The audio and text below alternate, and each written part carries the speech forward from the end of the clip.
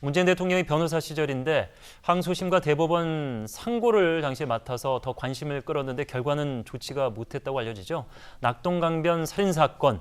결국에는 재심이 결정이 됐습니다. 어떤 사건이었는지 다시 좀 기억을 되살려 볼 필요가 있겠습니다. 예, 1990년 1월입니다. 부산 사상구 낙동 강변에서 이 두 명의 이제 남녀가 데이트를 하고 있던 그 과정에서 남성은 이제 그 폭행을 당해서 도주를 했고, 그리고 이제 남아있던 그 여성은 결국 성폭행을 당하고 이제 살해된 채로 발견된 그런 사건인데, 표면적으로는 그렇게 알려져 있습니다만은 이제 조금 더 이제 그 사연은 좀 있습니다. 나중에 설명을 드리겠는데, 네. 그로부터 1년 한 10개월이 경과한 1991년 11월 달에 별건 사건으로 구속이 됐던 그 두 명의 남성이 용의자로 지목이 돼가지고 기소가 됩니다.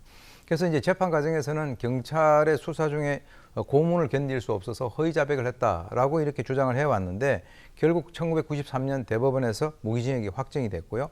이 사람들은 형을 살다가 2013년에 둘 다 모범수로 출소가 됐는데, 그 출소 이후에 행정심판이라든가 또는 2017년에 재심을 청구했는데 이것이 받아들여지지 않다가 2019년 작년이죠. 작년 4월에 대검 과거사위원회에서 경찰 고문으로 허위 자백을 했고 이 검찰이 제대로 검증을 하지 않았다, 이렇게 이제 결론을 내고요.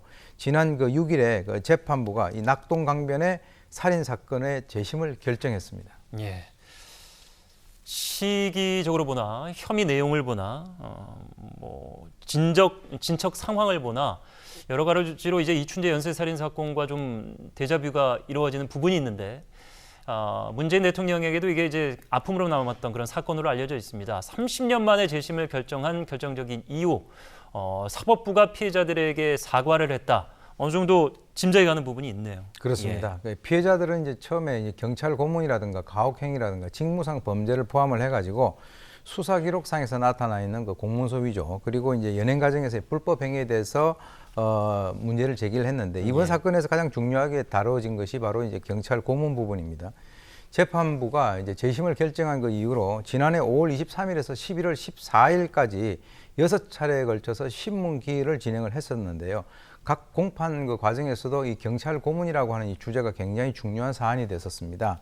그래서 이제 그 재심 청구인 같은 경우는 고문 장소, 방법, 당시 수사관들의 언행을 굉장히 구체적으로 진술을 하면서 가혹행위를 주장을 했는데, 반면에 정의로 나왔던 그 4명의 수사관 같은 경우는 잘 기억이 나지 않는다, 물고문은 없었다, 이제 이렇게 주장을 해서 왔었거든요. 예. 그래서 결국은 이제 경찰의 가혹행위가 있었다라고 이제 판단을 한 것인데, 사실 이제 이 형사소송법상에 있어서 직무상 범죄에 대한 어떤 재심이라고 하는 것은 이 직무상 범죄가 법원의 확정 판결이 의해서 증명이 되었을 때 이렇게 제한이 되는데, 이번 같은 경우에 재판부가 사과를 했다라고 하는 것은 상당히 이례적으로 받아들여지고 있습니다. 그래서 지금 이제 그 수사관들은 진술을 번복을 하고 고문 사실이 없다, 기억이 안 난다라고 얘기를 하고 있는데, 당시에 경찰서에서 동일한 고문을 받았다라고 하는 그런 피해자들의 진술도 있었기 때문에 결론적으로 경찰이 재심 청구인들에 대해서 가혹행위를 해서 허위 자백을 받아낸 것으로 결론을 내고 있습니다. 예, 21년간 억울한 옥살이를 했던 것으로 밝혀질 수도 있습니다. 최 씨와 장 씨. 자, 묘하게도 이 패스트트랙 법안안의 검경수사권 조정이 아마 이번 달 안에 상정이 돼서 통과될 것으로 보이는데, 이춘재 8차 사건과도 비슷한 점이 있습니다만 결국에는 경찰의 당시 강압 수사, 무리한 수사 계속 현실적으로 이제 드러나고 있는데, 그래서 경찰이 좀 당혹스러울 수밖에 없습니다. 만약에 이 가혹행위 여부가 진실로 밝혀진다면은 근데 또 시간이 상당히 지난 일이기 때문에 처벌이 가능할지.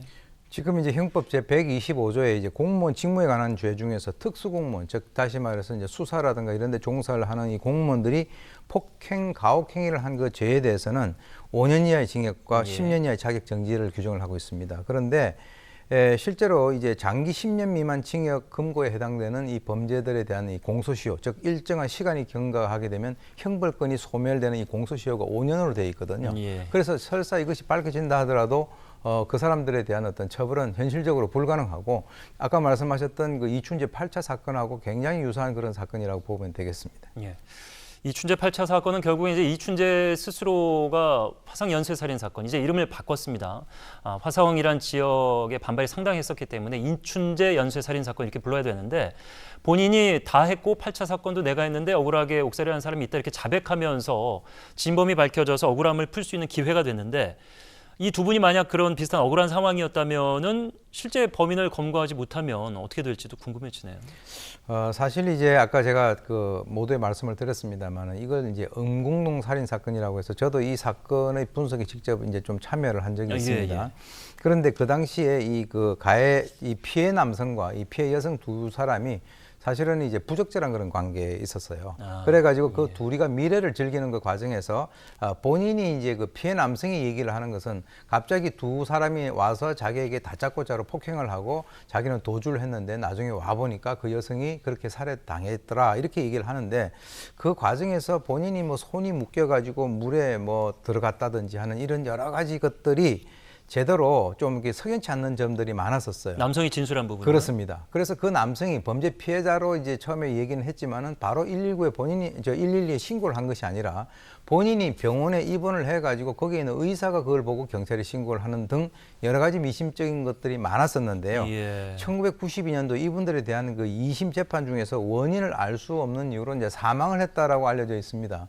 그렇다면 지금 이제 유력한 용의자로 이 사람이 범인이 아니라면 유력한 용의자로 우리가 간주를 했었던 그 사람이 지금 현재 사망한 그런 상태이기 때문에 사실 이것은 그 이춘재 그 8차 사건하고는 조금 성격이 좀 다르고 왜 그러냐면 그 사건 같은 경우는 이춘재가 있지 않습니까? 예. 근데 이 사건 같은 경우는 지금 실제 그 범인으로 추정된 사람이 이 세상에 없을 가능성이 있다라고 하는 측면에서는 조금 차이가 있다라고 볼 수 있겠습니다. 말씀하신 부분이 그러니까 저는 한번 하나 여쭤보고 싶은 게 그러니까 당시에 연인이었는데 알고 보니까 이제 내연 관계였다 이렇게 말씀해 주셨는데 네. 그리고 남성이 이제 도망갔다고 그래서 저는 의아했거든요. 만약 연인이었으면은 여자만 두고 도망가서 바로 경찰을 신고도 안 할 가능성이 있느냐. 네. 그래서 좀 용의자라고 보신다 이렇게 얘기했는데 그럼 그분이 지금 사망해서 네, 그렇습니다. 유력한 용의자가 사라졌다 이런 말씀이시죠? 그렇습니다. 그런데 사실은 이제 예. 그 사건을 쭉 분석을 해보니까 지금 이 두 분 같은 경우는 사실은 별건 사건 그 이전에 뭐 또 이 데이트를 하는 남녀들에게 이렇게 가서 그 좀 비슷한 범죄를 비슷한 했었군요. 범죄를 했었었는데 그렇게 했기 때문에 아마 경찰이 이 두 개를 갖다 같이 이렇게 연결시킨 것이 아닌가라고 생각이 되는데 예. 그 사람의 그 여러 가지 행적들은 상당히 그 의구스러운 그런 그 그러네요. 면들이 한두 가지가 아니었다라고 하는 것이죠. 예.